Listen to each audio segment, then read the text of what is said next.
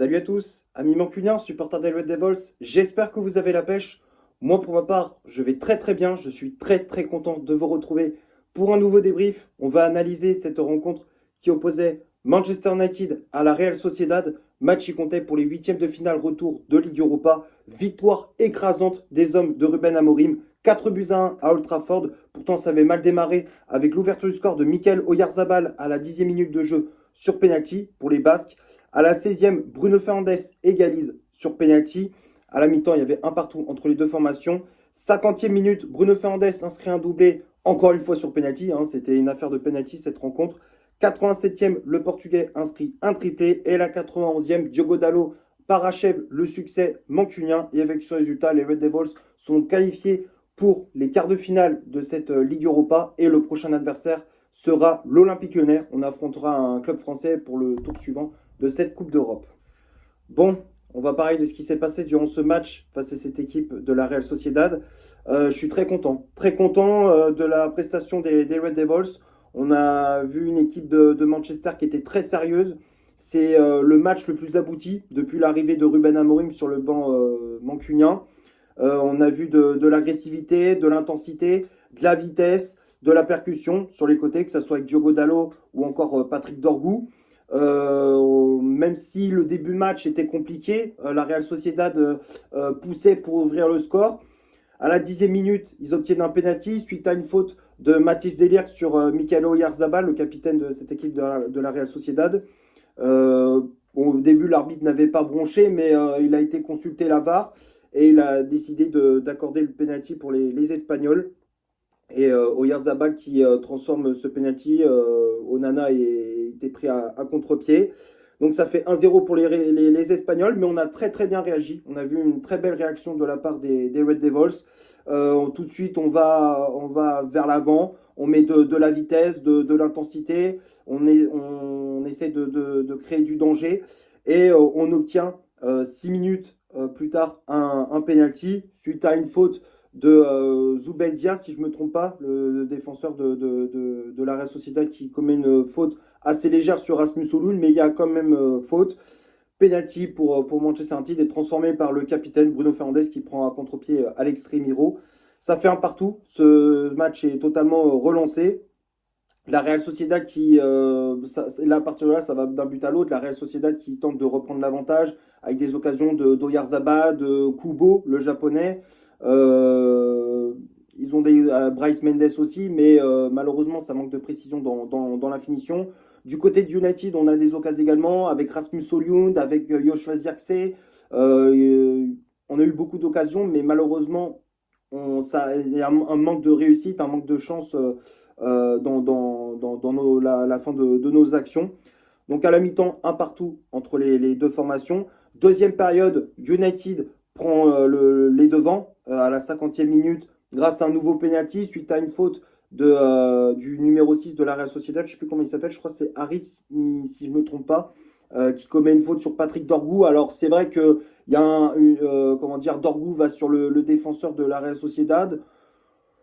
On va dire, ça pouvait siffler comme ça peut siffler. Ce type de faute, il y a certains arbitres, ils vont siffler ce type de faute, d'autres non. Mais bon, en tout cas, l'arbitre avait sifflé, pour sa part, il avait sifflé penalty. Et donc, à la 50e minute, Bruno Fernandes transforme un nouveau penalty, prend à contre-pied Alex Remiro. Donc, ça fait 2 buts à 1. Et à partir de là, on a enchaîné. On enchaîne, on était vraiment au-dessus comment dire, dans la vitesse, sur les contre-attaques. On était très rapide. On a eu beaucoup d'occasions. Il y a ce fait de jeu à l'heure de jeu avec l'expulsion de Aramburu sur Patrick Dorgu. L'expulsion, il était dernier défenseur. L'arbitre, il a sorti le rouge direct. Il y a rien à dire. C'est très bien arbitré.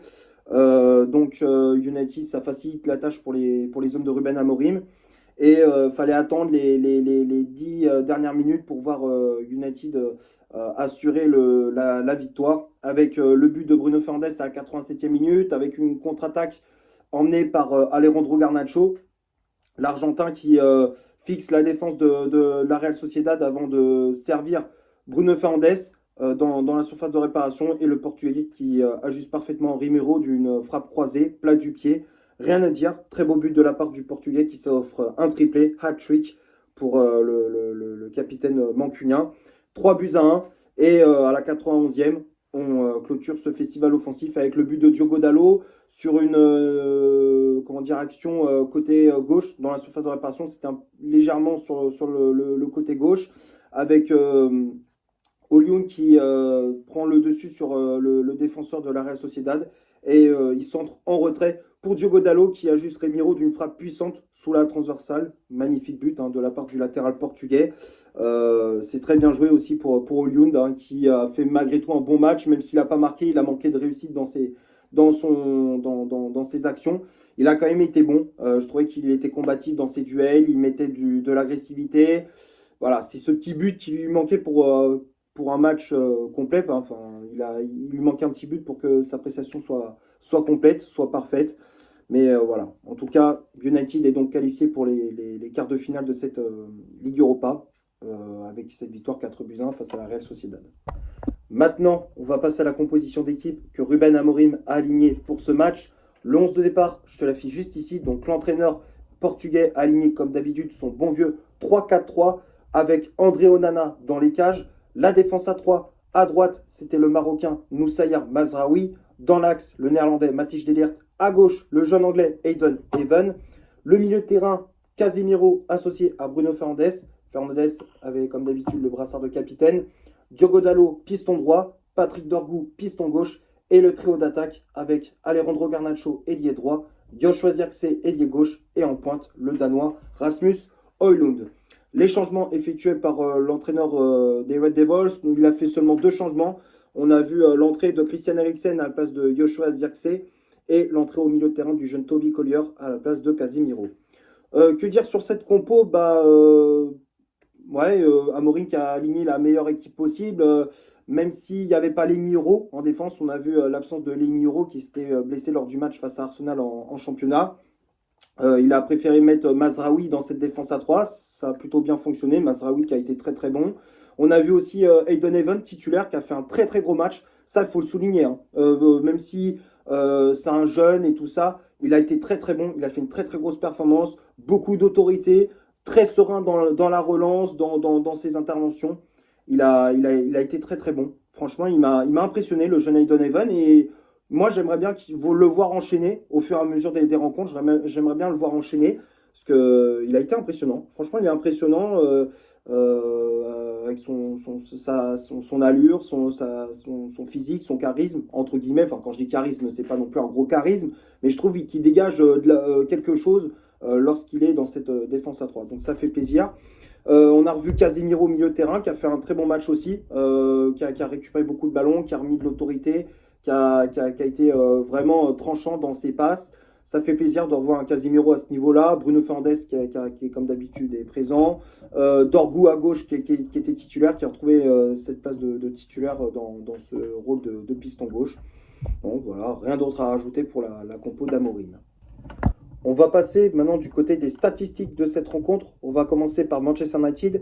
Les Red Devils ont eu 60% de possession de balles, 20 tirs réalisés dans le match, dont 10 frappes cadrées, 475 passes au total, dont 397 passes réussies, 56 duels gagnés, 6 fautes commises, 2 arrêts effectués par André Onana, 21 centres réalisés, 6 corners obtenus et 18 tacles réussis. Et du côté de la Real Sociedad, 40% de possession de balles, 3 tirs réalisés dans le match, dont 3 frappes cadrées, 325 passes au total, dont 245 passes réussies, 31 duels gagnés, 13 fautes commises, 6 arrêts effectués par le gardien Alex Remiro, 6 centres réalisés, 4 corners obtenus et 12 tacles réussis. Donc quand on regarde les statistiques, on a vu une domination de la part des Red Devils dans la possession balle, sur les occasions également. Surtout en deuxième période, on a nettement dominé cette équipe de la Real Sociedad.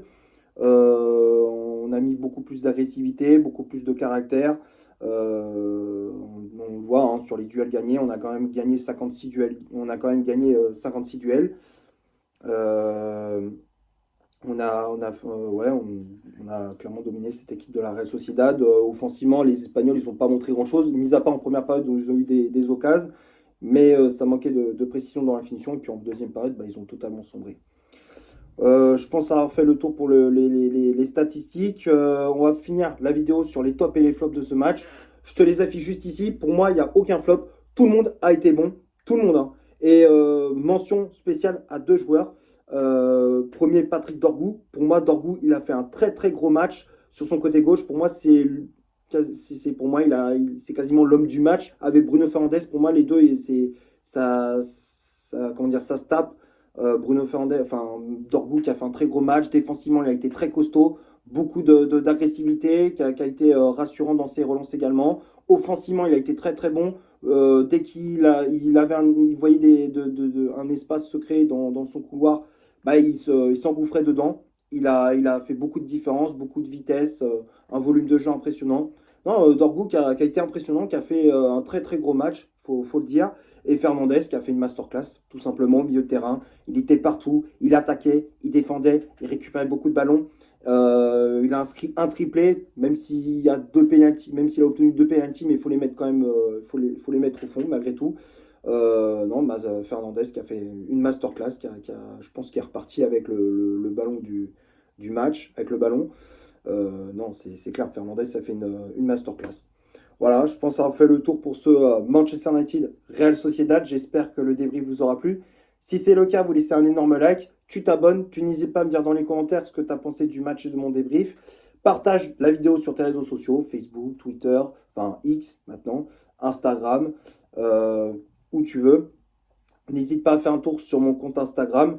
Je te l'affiche juste ici. Et d'ici là, portez-vous bien. On se retrouve pour une prochaine vidéo. Ciao and come on United.